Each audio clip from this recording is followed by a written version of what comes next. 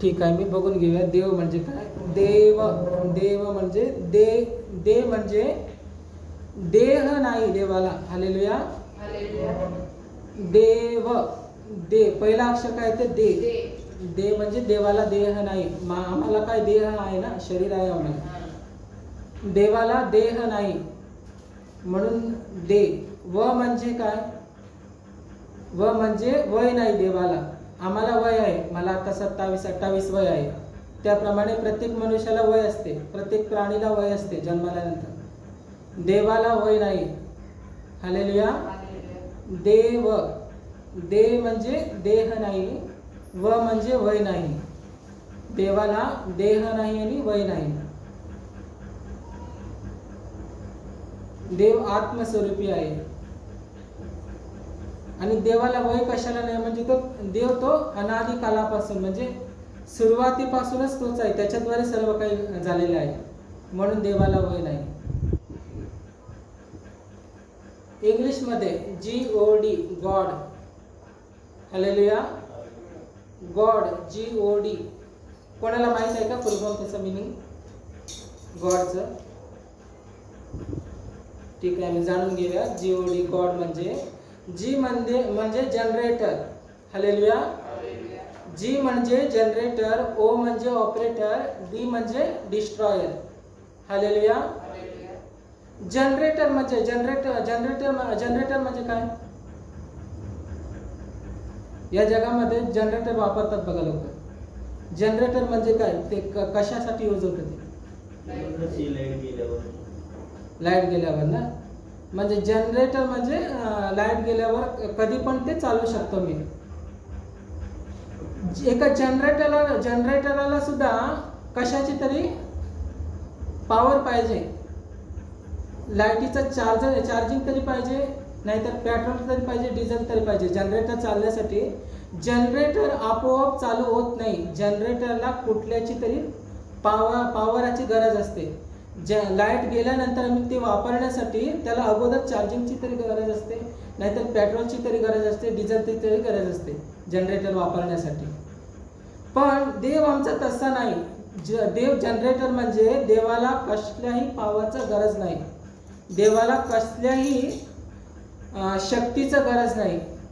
या जगामध्ये लोकांनी, सायंटिस्ट लोकांनी, या जगामध्ये मोठे मोठे ज्ञानी लोक जनरेटर तयार केलेले आहेत, पण त्या जनरेटरला कुठल्या तरी पॉवरची गरज आहे. चार्जिंगची असू दे, डिझेलची असू दे, पेट्रोलची असू दे, त्या पॉवरची गरज आहे. ते पॉवर घेऊन ती आम्हाला सहाय करू शकते का लाईट गेल्यानंतर.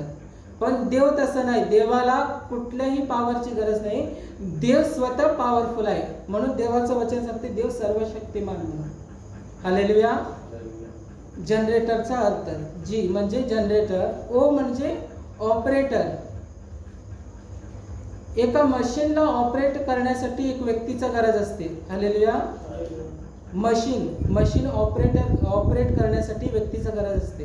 एक गाडीला सुद्धा मशीन असते. ती गाडी चालवण्यासाठी व्यक्तीचा गरज असते. त्या गाडीवर मनुष्य बसला नाही तर ती गाडी पुढे जाऊ शकत नाही. माझ्याकडे मोठी 10 लाखाची गाडी आहे म्हटलं तर सुद्धा त्या गाडीवर मी बसून ती स्टार्ट करायला पाहिजे, ऑपरेट करायला पाहिजे, तरच ती पुढे जाऊ शकते. मशीनला वापरण्यासाठी व्यक्तीची गरज असते, पण देवाला कोणाचीही गरज नाही. हालेलुया.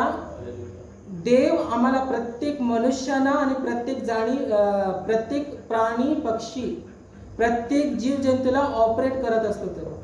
जर तो ऑपरेट केला नाही तर आम्ही मेलेल्या याच्यासारखं असतो. जर आमच्यामधलं श्वास देवाने काढून सोडला तर आम्ही मेलेला काय म्हणतात ते मडा काय म्हणतात, मेलेला मड्यासारखं आम्ही. जर आमच्यामधलं श्वास देवाने काढून सोडलं तर प्रत्येक प्राणी, प्रत्येक जीवजंतू आणि प्रत्येक मनुष्याला देवच ऑपरेट करत असतो. या जागेवरून मी त्या जागेवर जात आहे तर देवाच्या सामर्थ्याने मी जात आहे. जर देवाने माझं नाकातून श्वास काढून घेतला तर, जर आमचं हृदय हार्टबीट ते बंद झालं तर आम्ही मेलेल्या मड्यासारखं. म्हणजे हे ऑपरेट करणारा कोण आहे? देव आहे. देवाला कोणाची गरज नाही ऑपरेट करण्यासाठी. हालेलुया. एक गाडीला ऑपरेट करा, एक इंजिन ऑपरेट करण्यासाठी, इंजिन चालवण्यासाठी व्यक्तीचं गरज असतं, पण देवाला कशाची गरज नसताना देव ऑपरेट करू शकतो. हालेलुया. GOD लास्ट डी येतं ना, डिस्ट्रॉयर. हालेलुया. डिस्ट्रॉयर म्हणजे सर्व काही निर्माण करायला देवालाच हक्क आणि अधिकार आहे, सामर्थ्य आहे, आणि सर्व काही निर्माण करून घडवून सर्व काही नष्ट करण्यासाठी सुद्धा देवालाच हक्क आणि अधिकार आहे. हालेलुया. डिस्ट्रॉयर म्हणजे निर्माण करण्यासाठी सुद्धा देवाला हक्क आहे, आणि निर्माण केलेलं नष्ट करण्यासाठी देवालाच हक्क आहे. हे भूकंप, या जगामध्ये भूकंप होते, सुनामी होते, सर्व देवाच्या द्वारे होतात. हालेलुया. निर्माण करणारा पण तोच, नष्ट करणारा पण तोच, म्हणजे त्याला डिस्ट्रॉयर. GOD म्हणजे इंग्लिशमध्ये 3 अक्षरात देवाला गॉड म्हणून म्हणतात. GOD. G म्हणजे जनरेटर, O म्हणजे ऑपरेटर, D म्हणजे डिस्ट्रॉयर. या 3 शब्दाचा आम्ही अर्थ जाणून घेतलो. मराठीमध्ये देव 2च शब्द येते. दे म्हणजे देह नाही, व म्हणजे वय नाही. हालेलुया. देवाचा स्वभाव काय आणि देव कसा आहे, देवाचा स्वभाव काय, कोणतरी सांगू शकतं देवाचा स्वभाव काय, आणि देव कसला आहे, देव कसला आहे आणि देव काय आहे, देवाचा स्वभाव काय आहे, सांगू शकता कोणतरी तुम्ही? जेवढं माहित आहे तेवढं सांगू शकतो.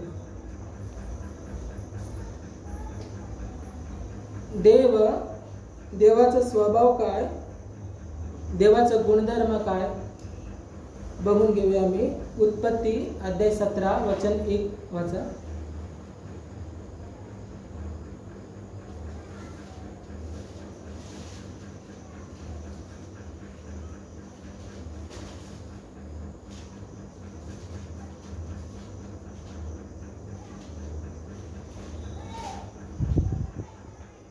परमेश्वर देवाने निर्माण केलेल्या सर्व वन्य प्राण्यांमध्ये सर्प अतिशय धूर्त आणि हुशार आहे. उत्पत्ती अध्याय 17 वचन 1. 17 वचन 1 वाचा.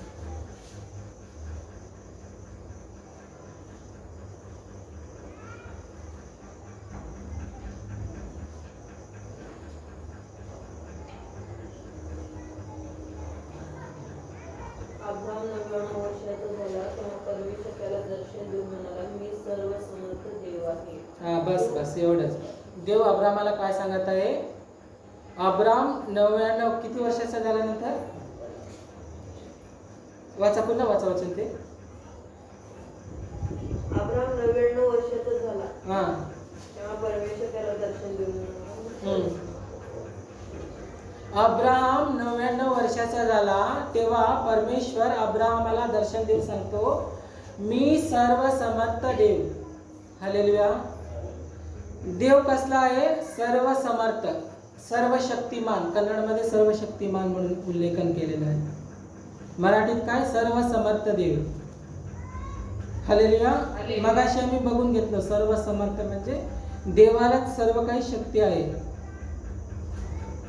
सर्वशक्तिमान देव, सर्वसमर्थ देव. देवाचा देव कसला आहे? सर्वशक्तिमान म्हणजे सर्वसमर्थ. सर्वसमर्थ म्हणजे आता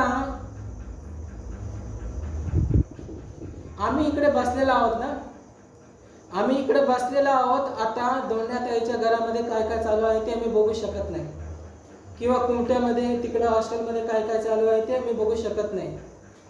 आम्ही इथं आहोत, पण आम्ही आणि इकडेच पाठीमागं माझ्या घरात, माझ्या रूमात तिकडे काय चालू आहे, तिकडे उंदीर काय फिरत आहे ते आम्हाला दिसत नाही, आम्ही बघू शकत नाही. देव सर्वसमर्थ कसा म्हणजे या भिंतीच्या आर पार देव बघू शकतो. हालेलुया. भिंतीच्या आर पार देवाला बघण्यासाठी देवाला सामर्थ्य आहे, पारखून बघण्यासाठी. त्याचप्रमाणे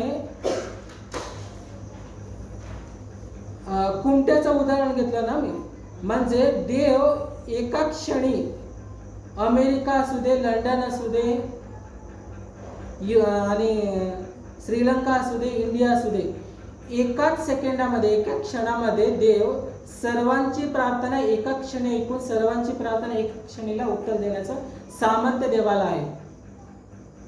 हालेलुया.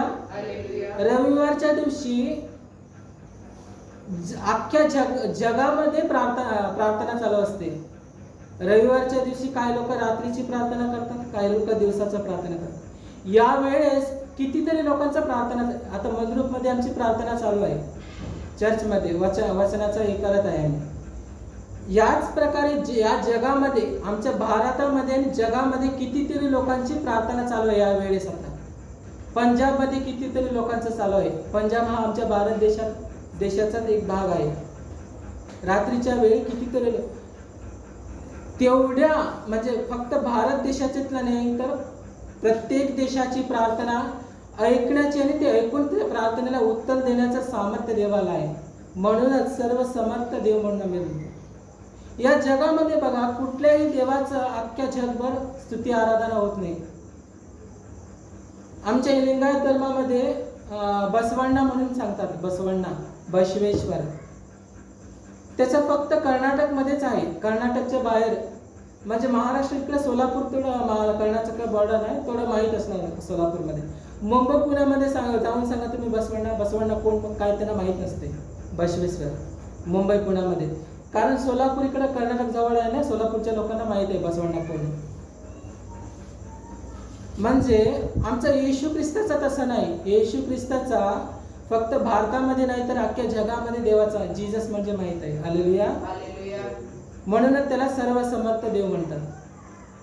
आणि देवाचं वचन सुद्धा सांगतं, उत्पत्ती अध्याय 17 वचन 1 मध्ये, देव अब्राहम जेव्हा 99 वर्षाचा झाला तेव्हा अब्राहमाला दर्शन देऊन देव काय सांगितलं, मी सर्व समर्थ देव.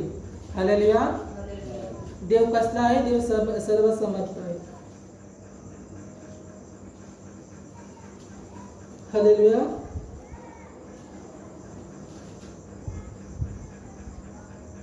निर्गम अध्याय 3 वचन 14 वाचा.